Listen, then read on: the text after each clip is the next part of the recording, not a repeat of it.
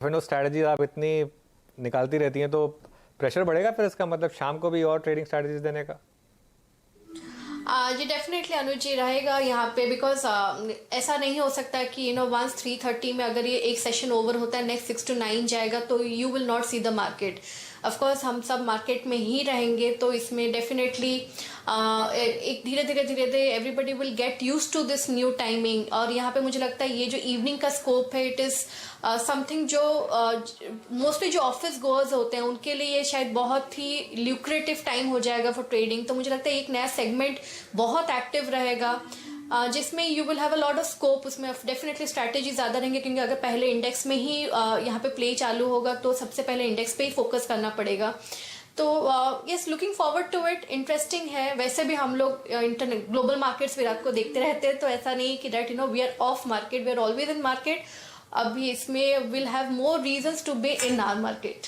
बिल्कुल, थोड़ा health reasons वो इश्यूज भी आएंगे आज तक। वैसे मेरा कंसर्न सबसे ज्यादा वही है अनुज, क्योंकि मैं जिम जाती हूँ 4:30-5 बजे, और अज्यूमिंग ये कैश मार्केट लंबा चल गया और हमें यहीं पे लटकना पड़ेगा तो हाँ नहीं तो अब असल में क्या है ना, इशू सारा का सारा हमारा फिर भी हम एक बार चलो सोच सकते हैं कि शिफ्ट बेस्ड सिस्टम कर लेंगे। मान लीजिए जो सुबह आ रहा है वो दोपहर को 3-3:30 तक निकल जाए, जिसको 5 बजे तक क्लोजिंग करना। अब हमारा कमाई का अड्डा ऑब्वियसली अगर 5 बजे तक कैश एक्सटेंड हो गया तो वो 2 बजे के बजाय अब हम ऑब्वियसली हमको 4 बजे शुरू 3:30 बजे शुरू करना पड़ेगा। मान लीजिए तो ऑब्वियसली हमको उस हिसाब से फिर प्लानिंग करनी पड़ेगी।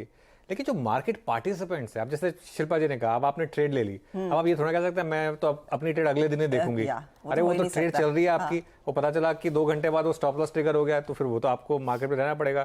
तो क्या करेंगे आप? तो ऑब्वियसली और जो मार्केट में है वो तो है, उसको तो मार्केट में रहना पड़ेगा, उसको कोई ऑप्शन है नहीं।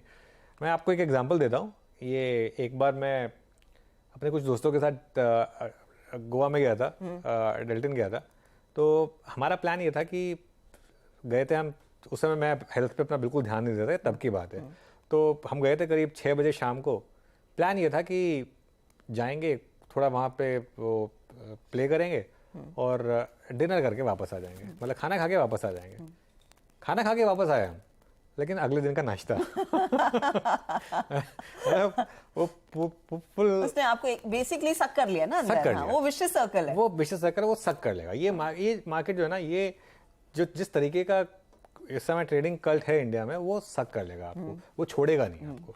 और वो आपको, और मैं हेल्थ रीजन से इसलिए नहीं कर रहा हूँ क्योंकि आप स्क्रीन पर भी रहेंगे उतना, आप अगर मोबाइल पे, आजकल तो हर कोई मोबाइल ऐप पे ट्रेडिंग कर रहा है, आप मोबाइल ऐप पे उतना रहेंगे, आप ये सब रहेंगे। आप वो मतलब थोड़ा सा मुझे लग रहा है कि उस कहीं ना कहीं बैलेंस बिठाना पड़ेगा।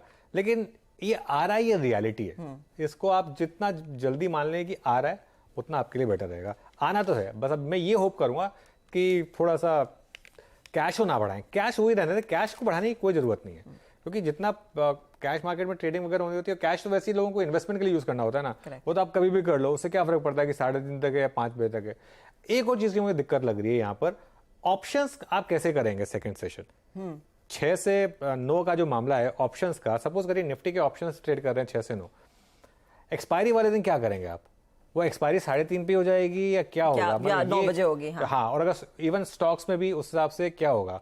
नॉर्मल डे पे तो ठीक है।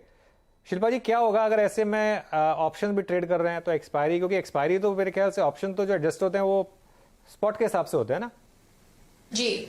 तो मुझे लगता है यहाँ पे जैसे ना I was reading few articles कि वहाँ पे अभी तक एक्सपायरी का टाइम शायद इमीडिएट बेसिस में वो लोग चेंज नहीं कर रहे हैं। इट माइट स्टे एट 3:30, तो ठीक है, बिकॉज जैसे हम लोग अब भी कर रहे हैं वैसे विल स्टे यूज टू। लेकिन अगर वो बढ़ता है, लेट्स से 5 बजे तक है, बिकॉज स्पॉट के हिसाब से हम लोग मूव करेंगे, या फिर 9 बजे होता है तो उसमें शायद थोड़ा डायनामिक्स तो डेफिनेटली चेंज होगा। So let's see how it works. होगा कि कितना ट्रेडिंग वॉल्यूम उधर शिफ्ट होता हुआ दिखाई देगा अनुज, क्योंकि आप यूएस में जो आफ्टर मार्केट ट्रेडिंग होती है उसमें अगर कोई बड़ी दिग्गज कंपनियों के नतीजे आए तो स्पाइक आ जाता है और उसके बाद अगले दिन उसको उस ट्रेड को शायद आप कंटिन्यू करते हैं, और हमने अमेजॉन के साथ देखा है, मेटा एक्सेट्रा के साथ देखा है। तो अर्निंग्स पर्सपेक्टिव से स्पेशली जो पोस्ट मार्केट आर कंपनियां नतीजे निकाल रही थी, वहां पर आपको रिएक्ट करने का शायद एक मौका मिले कि टीसीएस के नतीजे 5 बजे आए। आई डोंट थिंक वो 9 बजे के बाद नतीजे पेश करने वाले हैं, 5 बजे के बाद आए तो आपको शायद एक मौका मिलेगा। आई थिंक वहां पर आप तालमेल बिठाएंगे, पर वो बहुत स्पेसिफिक पीरियड्स में मेरे ख्याल में वॉल्यूम देखने को मिलेगा। ऑर्डिनरी डे जहां पर वैसे भी हम स्टॉक्स न्यूज निकालने के लिए इतनी मेहनत करते, पसीने छूट जाते, उस दिन आप क्या करोगे? आज तो ठीक है आपके पास न्यूज थी, वरना बाकी दिन में न्यूज नहीं होती, फिर भी ट्रेडिंग वॉल्यूम तो बहुत जबरदस्त होता है। देखिए क्या होता है मार्केट में, मैं बताता हूँ आपको। मार्केट में सुबह 9:15 बजे से लेके 10:30 बजे तक मैक्सिमम वॉल्यूम होता है। करेक्ट। 10:30 बजे तक, फिर 10:30 से 11 बजे तक वॉल्यूम धीरे धीरे पीटर आउट करना शुरू होता है।